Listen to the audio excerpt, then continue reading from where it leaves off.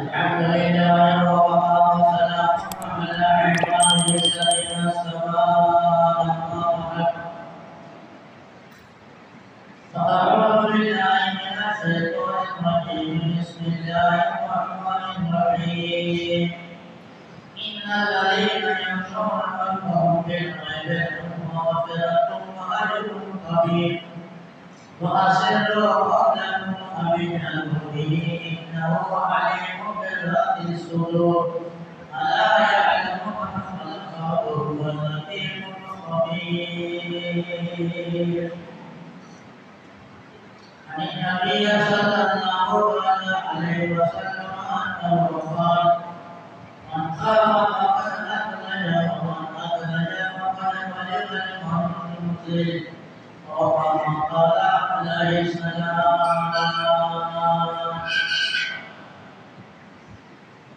Allah Jalla Sha'nuhu irsyad Innal ladzina yaquluna rabbahum bil ghaib lo ghaibatan kama Allah se berkata ghaibatan kama Allah berjanji kalau maaf ke Allah Taala se berkata कि अल्लाह ताला पकड़ने वाला है, अल्लाह ताला बदला देने वाला है, अल्लाह ताला जिंदगी को बर्बाद करने वाला है और कर सकता है और करता रहता है। इन चीजों को सामने रखकर जो अल्लाह ताला से गायबाना कर डरेगा, अल्लाह ने फरमाया लहुम मग़फ़िरतुन व अज्रुन कबीर। माफ उनका गुनाह माफ है और उनके लिए बहुत बड़ा अजर, बहुत बड़ा सवाब, बहुत बड़ा दर्जा मर्तबा अल्लाह ताला ने रखा। वासिल वाक़ा माफ़ी जरूरी इन्नहु अलीमुम बिज़ाति सुदूर। वो तो बंदों में हालात को ऐसे जानता है कि बंदा अगर खुशियाँ करे कोई काम या अलानिया करे कोई काम उनके लिए फर्क नहीं, सब हो जाता। ये नहीं सारा जो अलानिया करता है वो जानता, खुशियाँ जो बंदा काम करता है उसको नहीं जानता, ऐसा नहीं। खुशियाँ करते हैं ये काम को भी जानता है, ज़ाहिरी तौर पर करने के काम को जो करता है उसको भी जानता है और जानकर उसके बारे में उसके मुताबिक जज़ा, सज़ा, इनाम, इकराम मुराद करेगा। अला यअलमु मन खलक़ व हुवल लतीफ़ुल खबीर। क्या जिसने पैदा किया अपने मौलूद को नहीं जानता? वो पैदा किया है अपने मौलूद को शुरू से लेकर आखिर तक, बसाया है दुनिया में। जहाँ भी अल्लाह ताला ने चाहा तो ऐसे मौलूद को अल्लाह ताला वो क्या करता क्या नहीं करता, रात को क्या करता, दिन को क्या करता, जायज़ काम क्या करता है, नाजायज़ काम क्या करता है, इसको नहीं जानता। वो लतीफ़ुल खबीर, वो तो बड़े खबरदार, वो तो बड़े खबर करने वाला और बाखबर जान है। हर चीज की खबर मिनट मिनट में उनको पहुंच जाती है। कोई ऐसी चीज नहीं जो उनको तक नहीं पहुंचता, हर चीज से बाखबर है। लिहाजा बंदो अल्लाह ताला से गायबत ना करना। रसूलुल्लाह सल्लल्लाहु अलैहि वसल्लम ने इरशाद फरमाया मन खाफ फक़द अदलज, जो डरता है वो सवेरे उठता है। अल्लाह ताला से जो डरता है वो सवेरे उठता है, फजर की नमाज से पहले उठ जाता है। वो जो अल्लाह ताला से डरता है वो फजर से पहले उठ जाता है, अंधेरे रातों में उठ जाता है। हमारा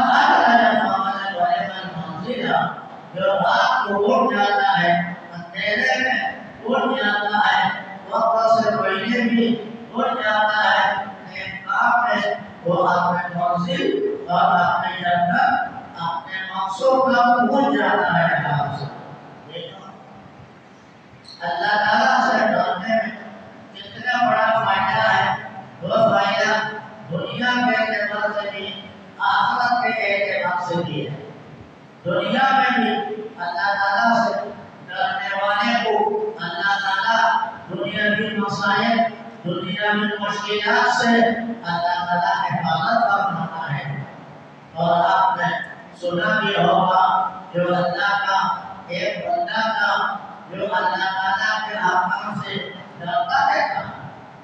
اللہ کے جو کام ہے اس کو کرنے میں ناغہ نہیں کرتا کوتاہی نہیں کرتا اور جو اللہ تعالیٰ کے ممنوع کام ہے منکرات ہے ناجائز کام ہے اس سے بچتا رہتا اور وہ آدمی اتفاق سے چل رہا تھا ایک بکری چلاتا تھا بکری چلا کر دودھ لانا تھا اور ماں باپ کو اس حکم کے اعتبار سے کہ ماں باپ کا بڑا احسان ہے کیوں سمجھ کر پہلے ماں باپ کو پلاتا بعد میں بیوی بچوں کو پلاتا تھا وہ اللہ کے احکام کو مان لیا اللہ کے احکام کو جان لیا کہ ماں باپ کا بہت بڑا حق ہوتا ہے لہذا جو میں کمائی کرتا ہوں میرے ماں باپ نکمے ہیں معذور ہیں محتاج ہے اب میرا حق بنتا ہے میں اپنے کمائی میں سے سب سے پہلے حصہ کو دوں اس لیے یوں سمجھتا رہا اگر ایسا نہیں کروں گا اللہ تعالیٰ مجھے پکڑے گا اللہ تعالیٰ کے احسان جو اللہ تعالیٰ نے فرمایا اس کے خلاف کرنے والا بن جاؤں گا اللہ تعالیٰ دنیا میں بھی اور آخرت میں بھی مجھے عذاب دے سکتا ہے یوں سمجھا ماں باپ میں حق یوں سمجھ کر جو دودھ لاتا تھا کہ سب سے پہلے ماں باپ کو پلانا اس کے بعد بیوی بچوں کو پلانے کا ممکن عادت تھی ایک دن آیا کہ دیر ہو گئی ماں باپ سو گیا آپ پلا نہیں سکا بیوی بچے محتاج ہے لیکن محتاجوں کو دیا نہیں اور یہ سمجھا کہ ماں باپ کا حق مقدم ہے علیہ شریعت میں ایسے حالت میں بیوی بچے بھی کو کہو ماں باپ بھی کو کہو تو دنیا پر خرچ کرنے کا حکم ہے کسی ایک فرد پر خرچ کرنے کی وجہ سے دوسرے سے روکنا یہ جائز نہیں لیکن وہ اللہ کے بندے نے جائز ناجائز کو سمجھا نہیں دیکھا کہ خیال نہیں کیا اور یہ احسان دل میں رکھا کہ ماں باپ کا بہت بڑا حق ہوتا ہے احسان ہوتا ہے ان کا حق مقدم ہے بیوی بچوں سے کیوں سمجھا اس نے اس کا حق کو ماں باپ کے احسان کو مقدم رکھا لیکن فرمایا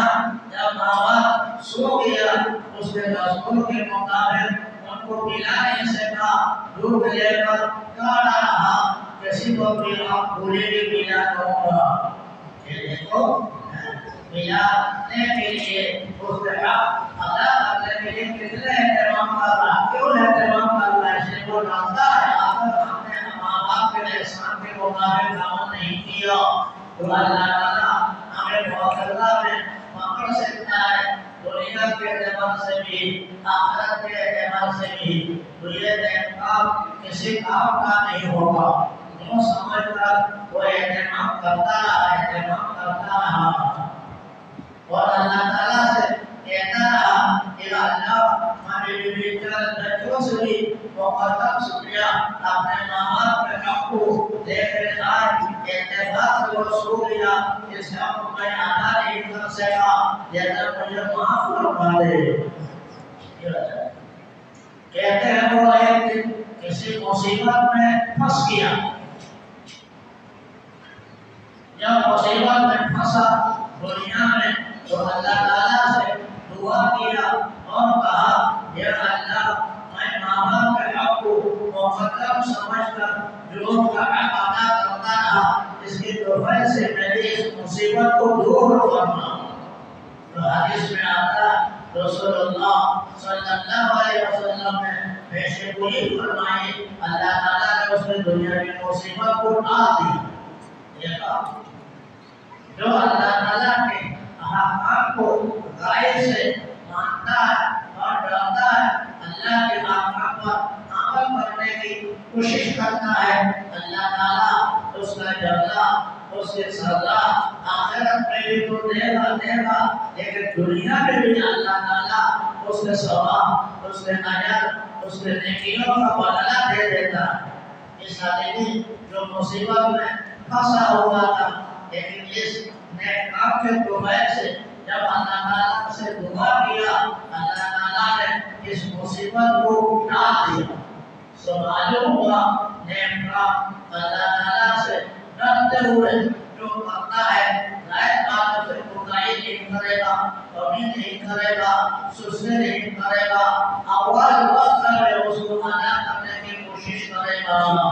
اللہ تعالیٰ اس کے لیے اجر، اس کے لیے مغفرت، اس کے لیے مصیبت کو چھٹکارا، مصیبت سے بچنے کا ذریعہ بنا دیتا ہے۔ لہذا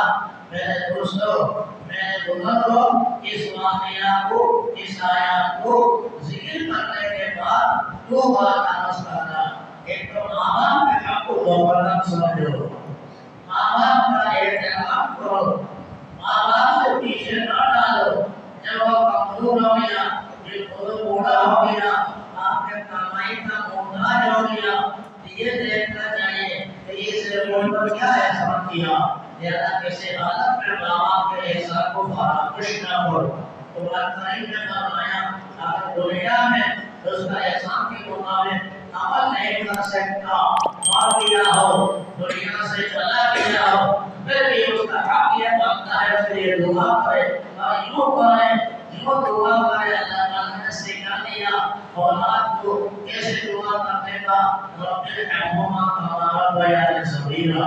اے اللہ میرے ماں باپ پر رحم کرنا، جیسے میں خود نے یا اللہ میرے ماں باپ نے ان پر احسان کیا تھا۔ اس طرح دعا کرنا ہے۔ اگر ماں باپ دنیا میں زندہ نہیں اور زندہ ہے تو اس کو حق کو اعتبار سے ادا کرنے کی کوشش کرے، اس کو بات نہ سمجھے، مصیبت نہ سمجھے۔ اور دوسری بات یہ اللہ تعالیٰ سے خوف پیدا کر کے جتنے منکرات ہیں، منہیات ہیں، ناجائز کام ہیں، اس سے بچو۔ ان میں سے یہ بات ہے فجر سے نماز کا اہتمام سے اٹھو۔